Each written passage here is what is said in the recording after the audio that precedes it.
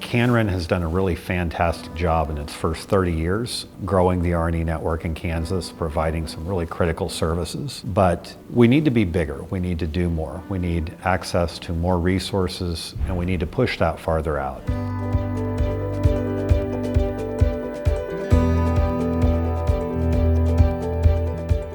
When KanREN started, higher education community and education in general were the entities that really needed the kind of service that we offered.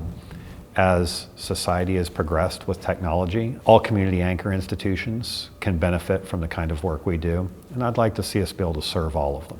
Kansas is a very rural state. That means there's not a lot of internet connectivity for our students, staff, and faculty that reside more than 5 or 10 miles outside of a city center. And so we had a lot of people struggle throughout the last year and a half being able to access online classes, do remote work. We have to really make sure that we have the resources for our entire population, all citizens, that they have access to the internet, to broadband, so they can be successful.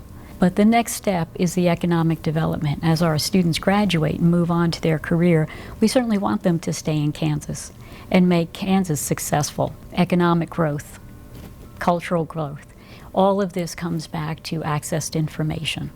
And that's our networking. When you are doing the new world of online education, when you are doing research, when you are even doing your work, you need high-end broadband to do it, and you need it in a relatively inexpensive way. Our technological goal is to make service be ubiquitous and the same for everyone, to not be based on, is it fast enough? Is it secure enough? But to accept that it just will be fast enough, it will be secure enough. I have the capacity, I have the capabilities I need to do what I need to do.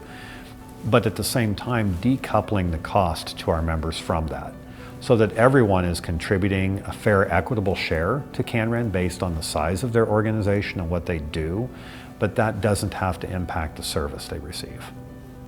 We're going to achieve this vision by moving our network down lower to lower level infrastructure. The basic infrastructure is fiber optic cable in the ground. We can ensure that it operates not just fast, but fast and reliable. We can ensure that it is secured. Data is becoming bigger and bigger and bigger. The more we add to the body of knowledge, the more data there is to process. If it wasn't for KanREN, we wouldn't have that capability. We would not have that connectivity to be able to support that. Their connection with Internet 2 also provides us access to Internet 2's discounts for a lot of these services that we would not be able to have otherwise. Internet 2 is the national research and education network, and KanREN is the statewide network for Kansas. And so we do very similar things. You enhance collaboration between those institutions. You enhance access to resources for those organizations that if any one of those organizations simply went out and contracted with a commercial vendor, they wouldn't have access to. What KanREN does is allow us to segregate our network traffic and totally focus on education and research.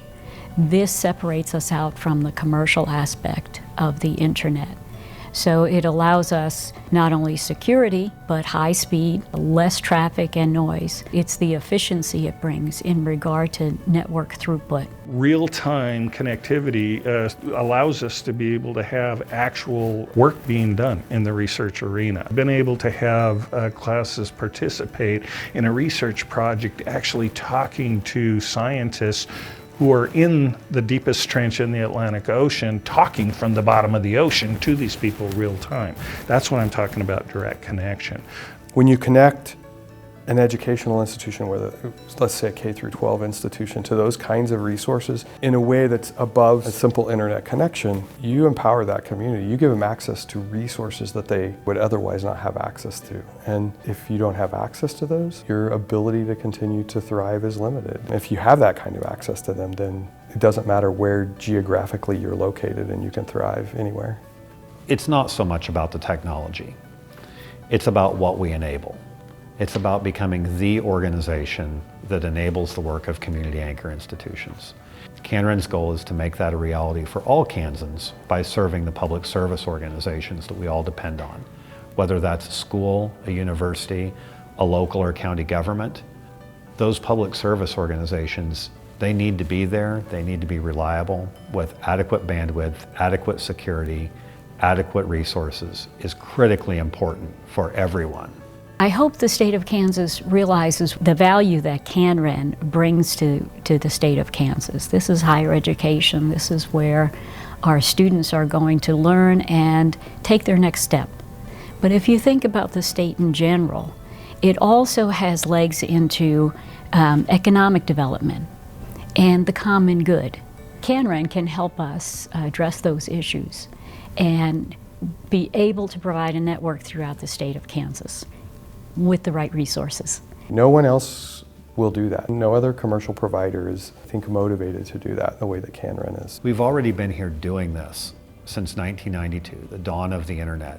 If not us, who? If not now, when? KanREN is the only organization in Kansas with the experience and the skills to do this.